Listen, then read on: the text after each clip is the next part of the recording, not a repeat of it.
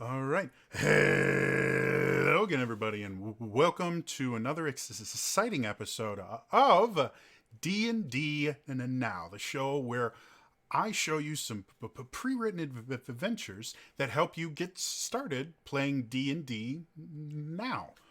If you hadn't guessed, I came up with a name for this as a series. I'm going to be doing this as a series as long as this uh, biological issue, let's call it, lasts. I'm also going to be doing the other stuff I normally do on this channel, like D&D deep dives and player faves and the things like that. However, right now I think this is important. So I'm going to be putting out a few of these as quickly as I can, and then adding more as time goes on. So today, I'm going to be talking about one of my personal favorite adventures from the D&D Adventures League. I've actually run this adventure myself a few times. I've played the adventure as a player, specifically as a blade singer. Which was a ton of fun. Blade Singer is from the Sword Coast Adventures Guide. It's a subclass of Wizard, and they're super fun. It's an elven wizard that uses a sword. It's just fun. Um, yeah. I think this is one of the more unique adventures from season the 3, which is where it comes from, and my favorite parts about this particular adventure are it has some very unique mechanics in the end of it that I'm not going to spoil what the mechanics are or anything like that in case you do want to play this game. But I will say the final the third of the adventure is really unique. It's really fun, and for a tier 1 adventure, it lets you do a lot. Some of like the adventures we talked about before, where we were talking about the introductory adventures. They will introduce you to the different aspects of D&D, but generally each adventure would focus, or each mini adventure, I mean, would focus on one aspect. Like this one might have a lot of role playing to it. This one would have a combat encounter. Shackles of Blood actually has a little bit of everything. There are some role-playing encounters. There are some combat encounters. There are combat encounters that can turn into role-playing encounters, and there are role-playing encounters that can turn into combat encounters. Which is a lot of fun. And the whole premise of this is actually exploration. Specifically, I'll read you the introduction to this specific adventure. The Red Plumes have increased patrols in the regions surrounding Hillsfar, and a string of disappearances has followed in their wake. Naturally, this has roused the suspicion of the factions. Join your factions and find out the truth behind the missing farmers. A 4-hour adventure for first to fourth level characters. Now, excuse me, something went down the wrong tube.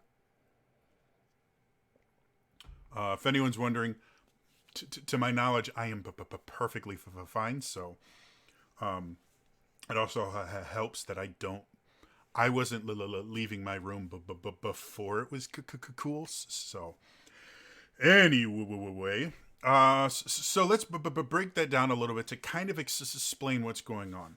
Again, this is a season 3 adventure, which is Rage of Demons. This has to do with demons and their corrupting influence.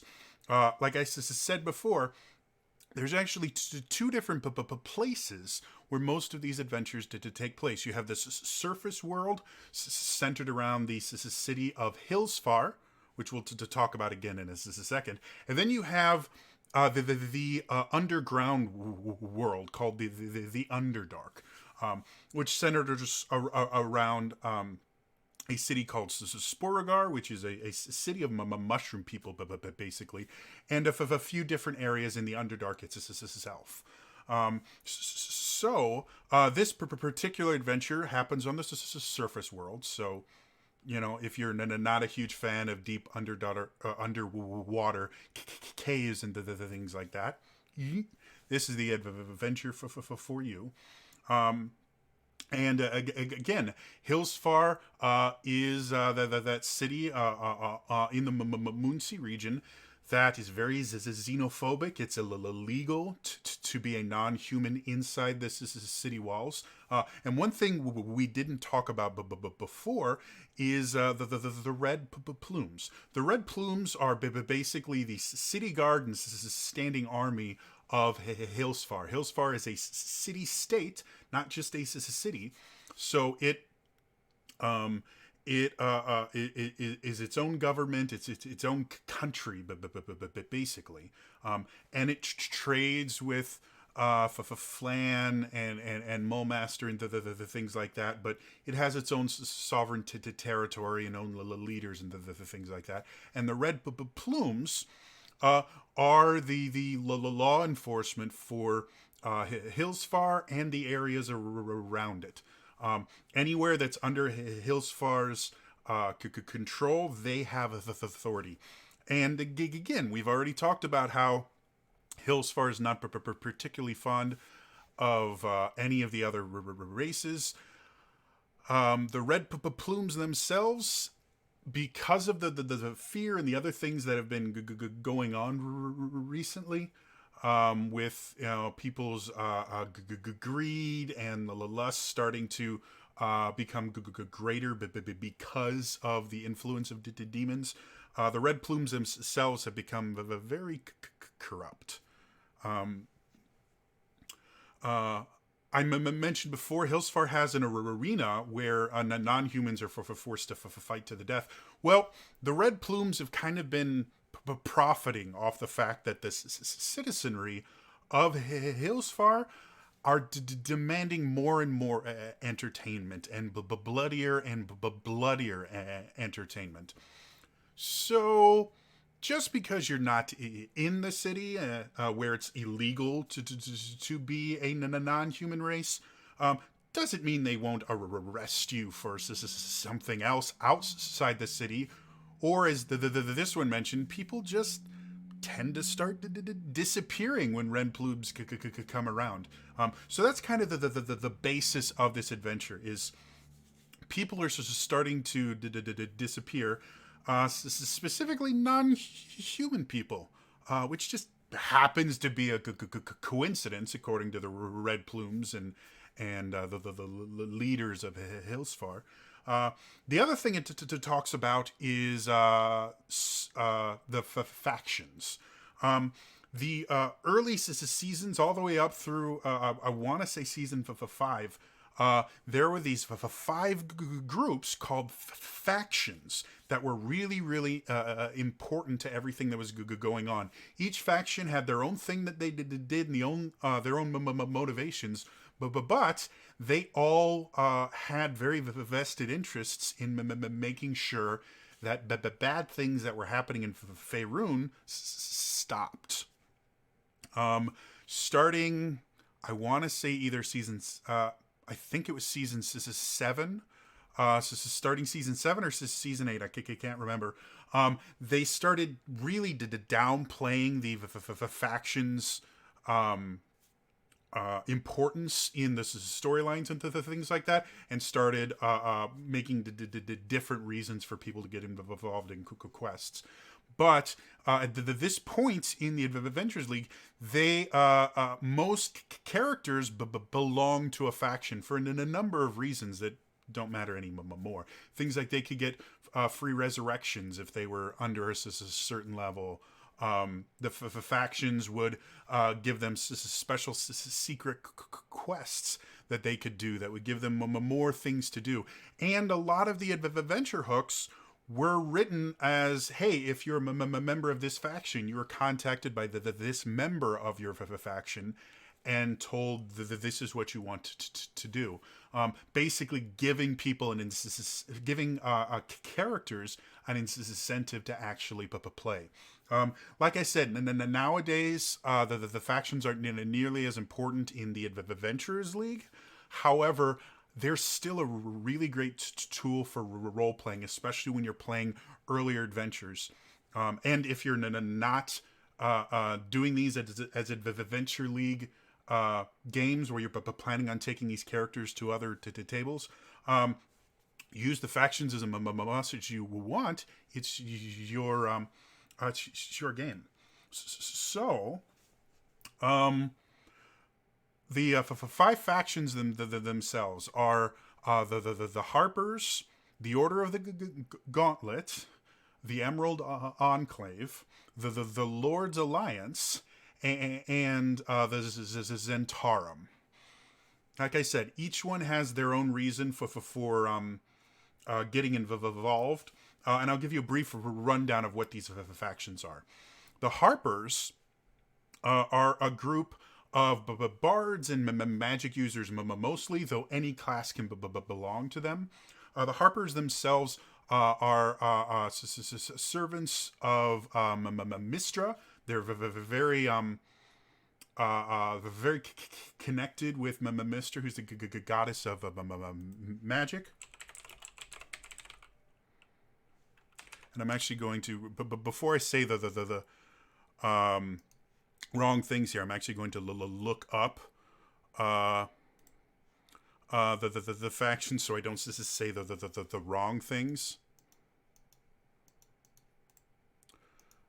So forgive me for just a second here while I pick up all the stuff I'm gonna need. So again, again, the Harpers are kind of magical spies. They work in the shadows. They're generally considered a benevolent, good organization. And they tend to be kind of little loners. Like, they have these separate little cells all over Faerun, and you'll interact with Harpers every so often. In general, they won't reveal themselves unless they're speaking to another Harper. And these are their specific beliefs. One can never have too much information. 2, too much power leads to corruption. 3, no one should be powerless. They're very much an information focused faction, and they're just an interesting group. They refer to each other as those who harp. And the way that you kind of prove that you are a Harper is you'll be given a little pin that you generally will wear somewhere that's pretty innocuous so that people can't see it and just go, oh, look, Harper. But when you need it, you can go, hey, Harper. So that's one of them. Their specific goals are to gather information throughout Faerun, to discern the political dynamics within each region or realm, and promote fairness and equality by covert means. They act openly as a last resort, thwart to tyrants and any leader, government, or group that grows too powerful, and aid the weak, the poor, and the oppressed. So that's the Harpers.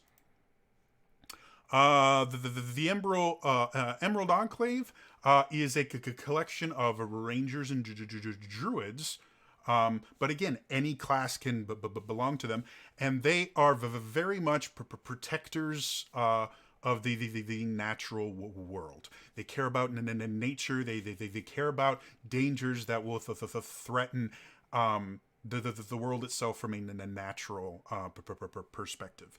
Their beliefs are one, the natural order must be respected and preserved. Two, forces that seek to upset the natural balance must be destroyed. Three, the wilderness can be harsh. Not everyone can survive in it without assistance. And their goals are to restore and preserve the natural order, keep the elemental forces of the world in check, keep civilization and the wilderness from destroying one another, and help others survive the perils of the wilderness. So again, very altruistic. Those of us that were playing at that time just called the Emerald Enclave tree huggers. They're not secretive like the Harpers, where the Harpers tend to try and work in the shadows. The Emerald Enclave are very open about their membership. They have no problem, going around mentioning that they're part of the Emerald Enclave. None of these factions have any political power. They're not leaders of countries or anything. They're organizations of people trying to make change. So yeah. Let's go to the Lord's Alliance. My main character, Aether, which he was a shadow monk, a monk with a shadow. He was a member of the Lord's Alliance. The Lord's Alliance itself is a coalition of rulers from cities and towns across Faerun, primarily in the north, but they have people everywhere, who could collectively agree that some solidarity is needed to keep evil at bay. Their big thing is they are they're kind of an alliance, an economic alliance, in addition to political alliance. They want to keep stability, so money keeps flowing. They are very, very focused on the economy and the things like that. And so because of that, the Lord Alliance is a little bit more gray than the Harpers or the Emerald Enclave. They're going to do what's necessary. Sometimes it's helping the weak and the poor to make sure that they can continue to live. Sometimes it's focusing on, maybe the greater good and allowing bad things to happen to certain people so good things can happen to the whole area as a whole. It's one of the two factions that allowed people that were lawful evil to be a part of it. In the old Adventurers League, you could the only evil alignment you could be was lawful evil. And if you were lawful evil, you had to belong to either the Lord's Alliance or to the Zentarum, which we'll talk about in a little bit. So they were interesting. It was an interesting group. Their beliefs: if civilization is to survive, all must unite against the dark forces that threatened it. Glory comes from protecting one's home and honoring its leaders. The best defense is a strong offense. And their goals was to ensure the safety and prosperity, there's where the money part comes in, of the cities and other settlements of Faerun by forming a strong coalition against forces that threaten all, eliminate such threats by any means necessary, whenever and wherever they arise, and be champions of the people. So for the most part, the Lord's Alliance kind of straddles the line between being very altruistic, like the Harpers and Emerald Enclave, and being a little bit more self-serving, like you'll see with these Zentarum. It's an interesting group. It's a lot of rich nobles and the things like that, which can lead to some interesting situations. The next faction we're going to talk about is the Zentarum. If you're a D&D lore buff, you've heard of the Zentarum. Years and years and years before all these adventures we're playing now happened, they were the bad guys. They did a lot of the things that heroes of Hillsfar and heroes in the Forgotten Realms would fight against. Now, they're a little bit more gray. The Zentarum seeks to become omnipresent and inescapable, more wealthy and powerful, and most importantly, untouchable. They are a quasi-criminal organization that operates just inside the law, though with enough of a feet outside of it that they can do what they need to, with plausible deniability. Their beliefs are, the Zentarum is your family. You watch out for it, and it watches out for you. 2, you are the master of your own destiny. Never be less than what you deserve to be. And 3, everything and everyone has a price. The goals of the Zentarum are relatively simple: to amass wealth, power, and influence. The Zentarum are about control. They think the best thing for everyone is for them to be in authority, and that their authority should never be questioned. They want to be in a situation where they can do whatever they want, whenever they want, and no one can do anything about it. Now, that outlook can be very dangerous. But if you get good people trying to get in power for good reasons and just using bad ways to do it, good things can happen. On the flip side, if you get bad people into power and you make them untouchable, very bad things happen. So the Zentarum themselves are a very kind of double-edged sword. They are for players that are suspected to be a little bit more on the self-motivated side, a little less worried about the niceties of the things, a little less worried about doing the wrong thing for the right reasons. Very much it ends justifying the means. And if what's good for them isn't good for everyone else, doesn't really matter. If there's nothing in it for them, then there's no reason for them to do it. So the final faction is the Order of the Gauntlet. The Order of the Gauntlet is an organization mostly of paladins of and clerics of Tyr, Helm, Torm, and Hor, which I'm not as familiar with that, Hoar, but I know Tyr, Helm, and Torm. And they kind of see their kind of organization as a way of making a common cause against the evils abroad in the world. Basically, it's a bunch of paladins and clerics, though again, any class can be a part of it. It's just the leadership tends to be paladins and clerics fighting against evil. Their beliefs: faith is the greatest weapon against evil. Faith in one's gods, one's friends, and one's self. So you don't have to be a religious character to belong to the faction. If you have faith in your friends or just faith in yourself, that fits into their beliefs. 2, battling evil is an extraordinary task that requires extraordinary strength and bravery.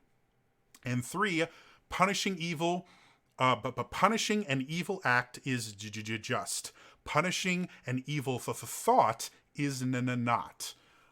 So these are not what a lot of people view religious zealots as, where you will think like me or I will but punish you. This is specifically a group of people that are brought together to fight evil acts, not evil thinking, not evil motivations, evil acts. That's what they want to stop. Their goals are to be armed, vigilant, and ready to smite evil, enforce justice, and enact retribution. This means identifying evil threats, such as secretive power groups and inherently evil creatures, watching over them, and be ready to attack the moment they misbehave. These are always retributive strikes, never preemptive. So there's no problem in identifying the bad people, but you don't act against them until they act first. Like it, hate it, that's what they are. They are, the Captain America style characters. They're going to be, fighting for truth, justice, and the Farunian way.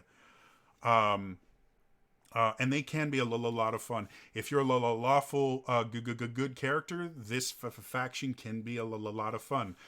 It can be even more fun if you're a chaotic good character, a chaotic neutral character. Because this is seeing, everything that they do, and then just kind of shaking up the things within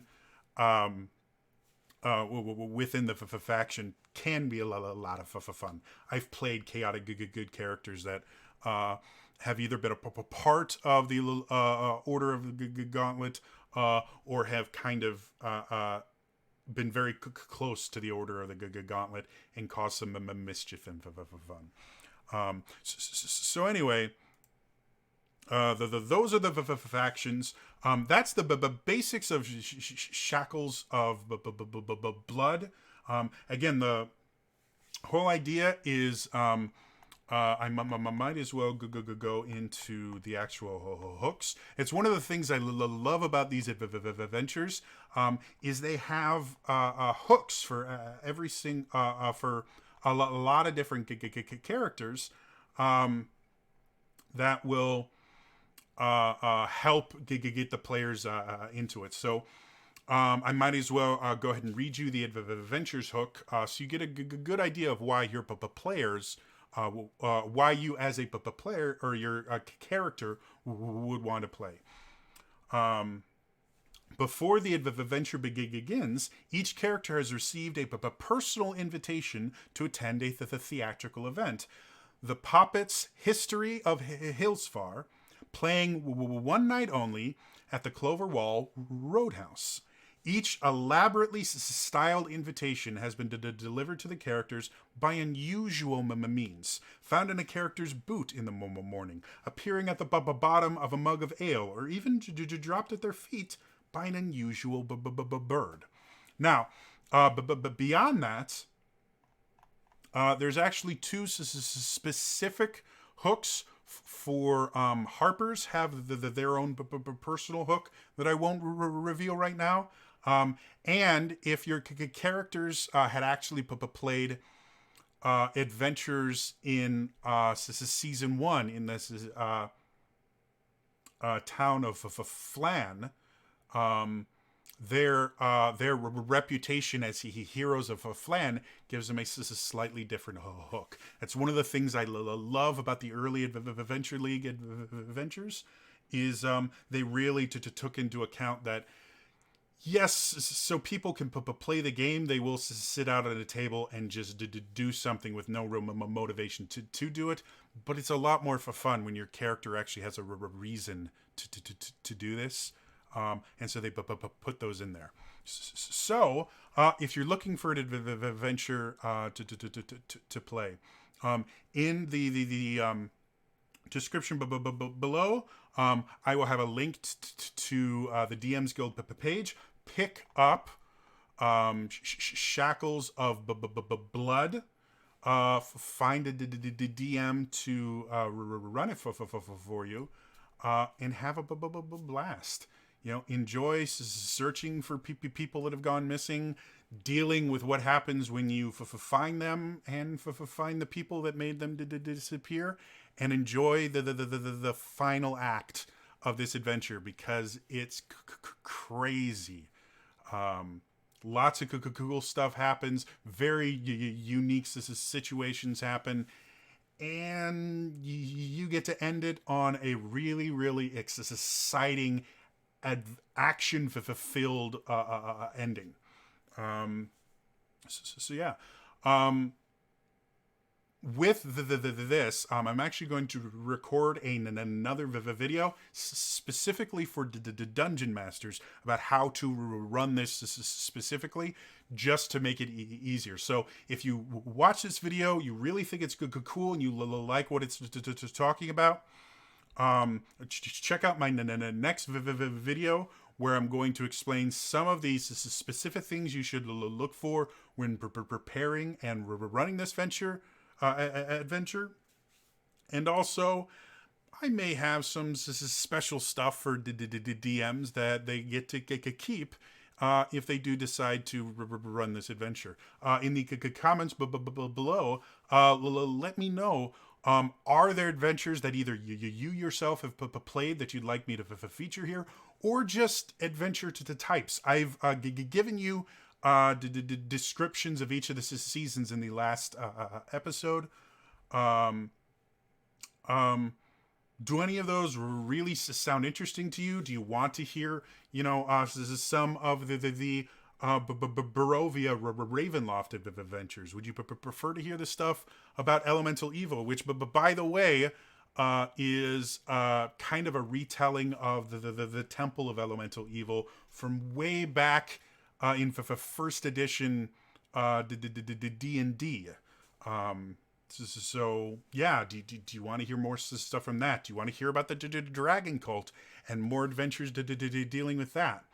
Let me know in the comments down below. Also, if you do end up running this adventure or any of the other adventures I mentioned, tell us a story about it in the comments below. Interact with people. We are socially distancing ourselves right now. So finding ways to interact is a good thing. All right, that's all for me, and I will see you guys next time. And you dungeon masters, I will see you in the very next video. All right, bye.